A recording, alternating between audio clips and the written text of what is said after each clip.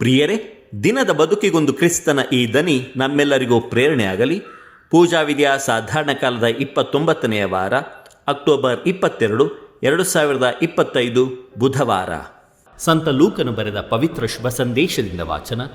12ನೇ ಅಧ್ಯಾಯ 39ರಿಂದ 48ರವರೆಗಿನ ವಚನಗಳು. ಆ ಕಾಲದಲ್ಲಿ ಯೇಸು ತಮ್ಮ ಶಿಷ್ಯರಿಗೆ ಹೀಗೆಂದರು: ಕಳ್ಳನು ಬರುವ ಗಳಿಗೆಯು ಮನೆಯ ಯಜಮಾನನಿಗೆ ತಿಳಿದರೆ ಅವನು ತನ್ನ ಮನೆಗೆ ಕನ್ನ ಹಾಕಲು ಬಿಡುವನೇ? ಇಲ್ಲ. ಇದನ್ನು ಚೆನ್ನಾಗಿ ತಿಳಿದುಕೊಂಡು ನೀವು ಸಹ ಸಿದ್ಧರಾಗಿರಿ, ಏಕೆಂದರೆ ನರಪುತ್ರನು ನೀವು ನಿರೀಕ್ಷಿಸದ ಗಳಿಗೆಯಲ್ಲಿ ಬರುವನು ಎಂದರು.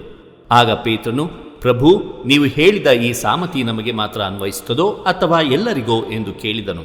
ಅದಕ್ಕೆ ಪ್ರಭುವು ಹೀಗೆಂದರು: ಪ್ರಾಮಾಣಿಕನು ವಿವೇಕಿಯೂ ಆದ ಮೇಸ್ತ್ರಿ ಯಾರು? ಕಾಲಕಾಲಕ್ಕೆ ಸರಿಯಾಗಿ ಕೂಲಿಯಾಳುಗಳಿಗೆ ದವಸ ಧಾನ್ಯವನ್ನು ಅಳೆದುಕೊಟ್ಟು ಮನೆಯ ಮೇಲ್ವಿಚಾರಣೆಯನ್ನು ನೋಡಿಕೊಳ್ಳಲು ಯಜಮಾನನು ನೇಮಿಸಿದ್ದ ಮೇಸ್ತ್ರಿಯೇ. ಯಜಮಾನನು ಮನೆಗೆ ಹಿಂದಿರುಗಿ ಬಂದಾಗ ಆ ಸೇವಕನು ತನ್ನ ಕರ್ತವ್ಯವನ್ನು ನಿಷ್ಠೆಯಿಂದ ನೆರವೇರಿಸುತ್ತಿದ್ದರೆ ಅವನು ಧನ್ಯನು. ಅಂಥವನನ್ನು ಯಜಮಾನನು ತನ್ನ ಎಲ್ಲ ಆಸ್ತಿಪಾಸ್ತಿಗೆ ಆಡಳಿತಗಾರನನ್ನಾಗಿ ನೇಮಿಸುವನೆಂದು ನಿಮಗೆ ನಿಜವಾಗಿ ಹೇಳುತ್ತೇನೆ. ಆದರೆ ಆ ಸೇವಕನು ತನ್ನಲ್ಲೇ, ನನ್ನ ಯಜಮಾನ ಬಹಳ ತಡಮಾಡಿ ಬರುತ್ತಾನೆ ಎಂದುಕೊಂಡು ಗಂಡಾಳು ಹೆಣ್ಣಾಳು ಎನ್ನದೆ ಹೊಡೆಯುವುದಕ್ಕೂ ಅಮಲೇರುವಷ್ಟು ತಿಂದು ಕುಡಿಯುವುದಕ್ಕೂ ತೊಡಗಿದರೆ ಅವನು ನಿರೀಕ್ಷಿಸದ ದಿನದಲ್ಲಿ, ತಿಳಿಯದ ಗಳಿಗೆಯಲ್ಲಿ ಯಜಮಾನನು ಬಂದು ಅವರನ್ನು ಚಿತ್ರಹಿಂಸೆಗೂ ವಿಶ್ವಾಸವಿಹೀನರ ದುರ್ಗತಿಗೂ ಗುರಿ ಮಾಡುವನು. ಸೇವಕನು ಯಜಮಾನನ ಇಷ್ಟಾರ್ಥವನ್ನು ಅರಿತುಕೊಂಡಿದ್ದರೂ ಅಜಾಗರೂಕನಾಗಿ ಇದ್ದರೆ ಕಠಿಣ ಶಿಕ್ಷೆಗೆ ಗುರಿಯಾಗುತ್ತಾನೆ.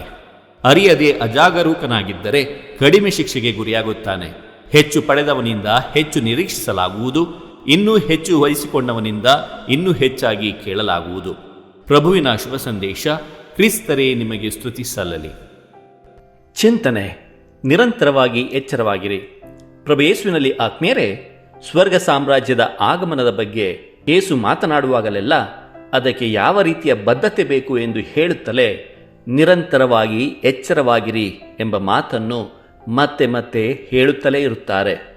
ಈ ಸ್ವರ್ಗ ಸಾಮ್ರಾಜ್ಯಕ್ಕೆ ಯೋಗ್ಯರಾಗಬೇಕಾದರೆ ಲೌಕಿಕತೆಯ ನಶ್ವರತೆ ಅರಿಯಬೇಕು. ಲೌಕಿಕ ಜಗತ್ತಿನೊಂದಿಗೆ ನಂಟನ್ನು ಕಳೆದುಕೊಳ್ಳುವುದು ಅಷ್ಟೇನು ಮುಖ್ಯವಲ್ಲ. ದೇವರ ಸಾಮ್ರಾಜ್ಯಕ್ಕೆ ಹತ್ತಿರವಾಗುವುದು ಮುಖ್ಯ.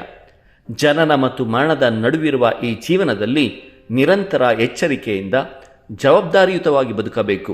ದೇವರ ಕರೆ ಯಾವಾಗ ಬರಬಹುದೋ ತಿಳಿದಿಲ್ಲ. ಆದ್ದರಿಂದ ನಿರಂತರ ಎಚ್ಚರಿಕೆ ಅಗತ್ಯ. ದೇವರು ನಮ್ಮೆಲ್ಲರನ್ನು ಆಶೀರ್ವದಿಸಲಿ. ಇದು ಧ್ವನಿಮಾಧ್ಯಮ ಮನೆಯ ಕೊಡುಗೆ. ಧ್ವನಿ ವಂದನೆಯ ಸ್ವಾಮಿ ಶಾಂತಕುಮಾರ್ ಜೆ, ಬೆಂಗಳೂರು ಮಹಾಧರ್ಮ ಕ್ಷೇತ್ರ. ಪ್ರಿಯರೇ, ಈ ಚಾನೆಲ್ ಅನ್ನು ಸಬ್ಸ್ಕ್ರೈಬ್ ಮಾಡಿ ಪ್ರತಿದಿನ ದೇವರ ವಾಕ್ಯವನ್ನು ಆಲಿಸುತ್ತಾ ಅದನ್ನು ಇತರರೊಂದಿಗೆ ಹಂಚಿಕೊಳ್ಳಲು ನಮಗೆ ನೆರವಾಗಿರಿ. ಧನ್ಯವಾದಗಳು.